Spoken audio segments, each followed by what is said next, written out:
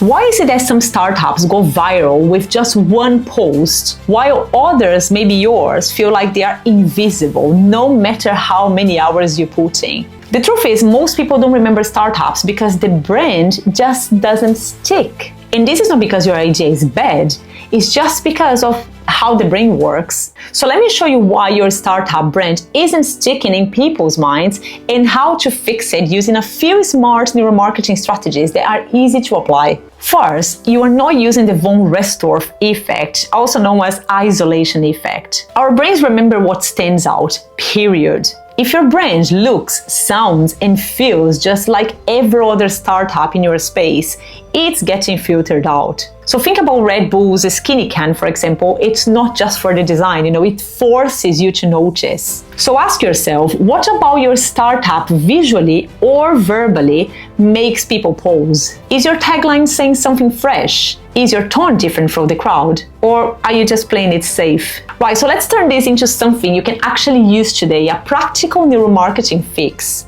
You can choose one brand element, just one, and make it intentionally different from what your competitors are doing. Because standing out is a strategy, it's not an accident. So here's how to apply this today. Colors. Most fintech startups, blue. Most eco brands, green.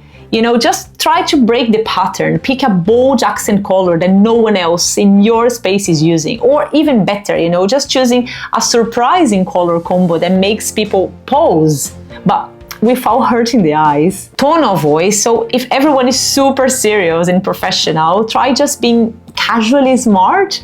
Or if everyone is light and playful, you can just try being bold and direct. Your voice is part of your visual identity, so don't let it blend in. Structure, layout, or format. If your competitor's website all follow the same layout, banner, then features, then testimonials, flip the order. Start with a bold quote or a striking visual, that opens a loop. So for Instagram, for example, you can use unique post formats like mini carousel tutorials or meme-styled breakdowns. So a bonus tip is look at your competitors side by side. Notice what feels predictable. Now intentionally do the opposite, but make sure it still fits your values and product. And here's a quick exercise you can do today. Open 3 competitor websites or Instagram profiles. List what feels the same, colors, tone, layouts, click to action buttons, and pick one thing to change in your brand starting today. Small shifts like this can really make your brand 10 times more memorable, and it starts with choosing to be different. You are giving too much too soon. Forget the big reveal, try progressive disclosure. So we all want to show off what we've built, every feature, every benefit. But here's the thing, if you give everything at once, the brain just turns out. Apple doesn't launch like this. They reveal little by little, building excitement and focus. And this is what we call the progressive disclosure.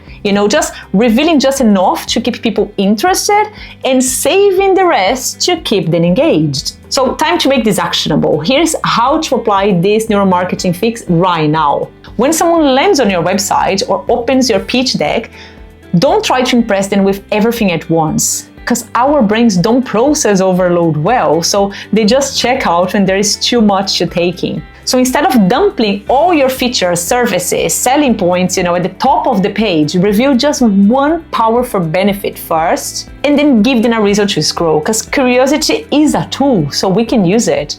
So here's how to do it, like above the fold, like what people see first. You can focus on a single clear benefit, not what your product does, but what it solves. So an example, instead of a better project management tool, you can say finally a tool your team won't ignore. As they scroll, you can unfold the rest in layers. So add how it works, social proof, and other features later, but only once they are interested. You really want to create little aha moments as they move down the page. For pitch decks, you can just start with the big problem and your unique solution. So you can hold back on product features, business model, roadmaps until you really made them care. So think it like a movie trailer, give them just enough to want more. And a quick exercise you can do now is look at your homepage or your pitch deck's first slide.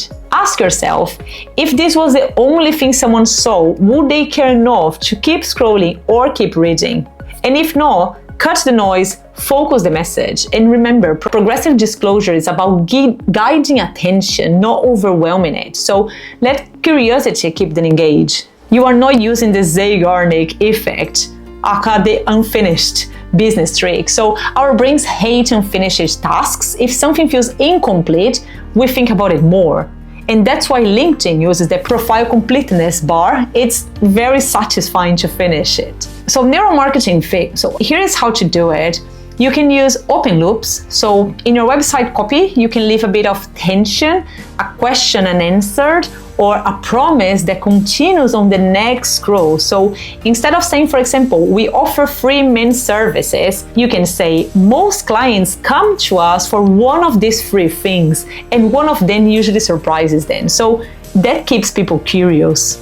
Break down steps visually. So in onboarding, product tours, or sign-ups, you can use steps like step 1 of 3, because when people see progress, they really want to finish. So this is the same reason we binge watch a series, because we hate stopping in the middle. In UX design, just don't dump everything into one long form or feature wall. You can guide users through a small journey.